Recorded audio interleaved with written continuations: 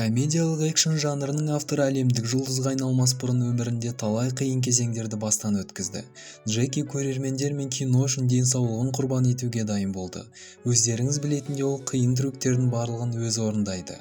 Джеки Чан 1954 жылы Гонконг қаласында Чарльз бен Лили Чанның отбасында дүниеге келді. Туған кезде баланың салмағы 5 келіден асқан болатын.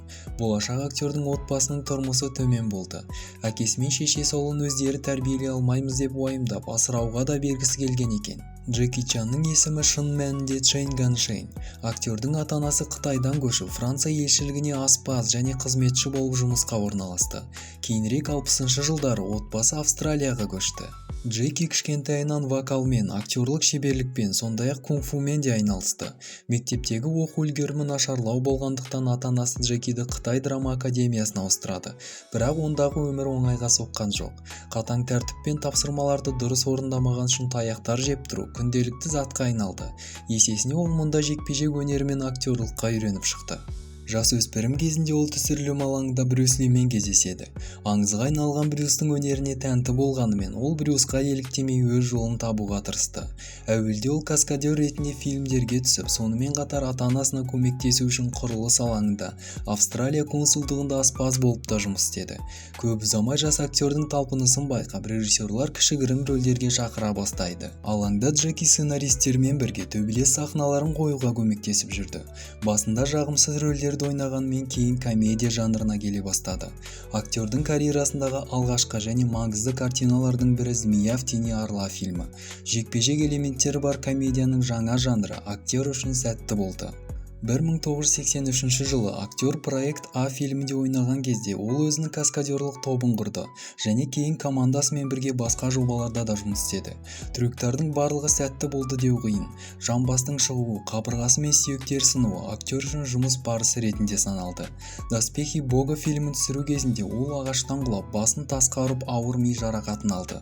Актерға операция жасалып, бас сүйегіне пластина орнатылды.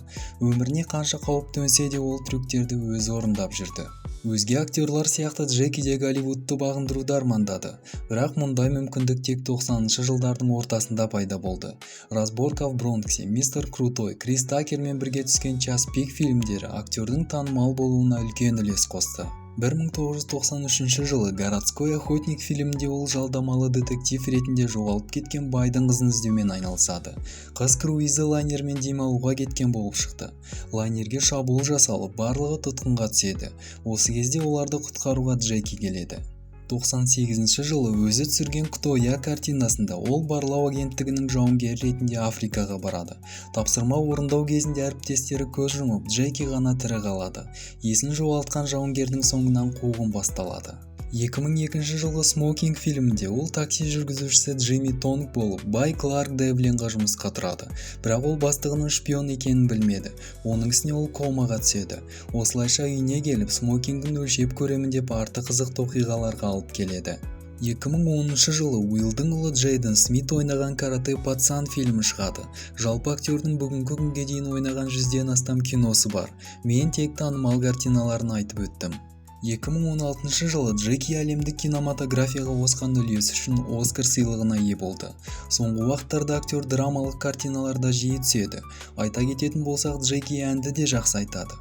Ол ағылшын және жапон тілдерінде әндер шығарады және өз фильмдеріне саундтректер де жазады. Жеке өміріне келсек, 80-ші жылдары ол тайвандық актриса Лин Венцяоға үйленді. Лин мен Джекидің Чан Зумин атты ұлы дүниеге келді. Бала әкесінің жолын қуып, фильмдерде Джейси Чан деген атпен түсе бастады. Актер бір сұхбатында былай деген екен: «Мен қазір 70 жастамын және бәрібір барлық трюктарды өзім жасауға тырысамын.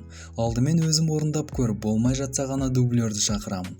Жас кезімде миға қонымсыз трюктар жасай алатынмын. Ал қазір ол туралы ойлау да қиын. Маған тек көрермендер ғана күш береді. Сондықтан трюктарды қазірдің өзінде 100%-ға орындауға тырысамын». Балалық шағымыздың актері қартайып қалғаны өкінішті әрине, бірақ кез келген фильмін қосып көрсең көңілің бір көтеріліп қалады. Ал біз Джекиге тек ұзақ өмір тілейміз. Менің бүгінге айтарым осы достар, сіздермен болған жұмбақ әлем. Келесі кездескенше.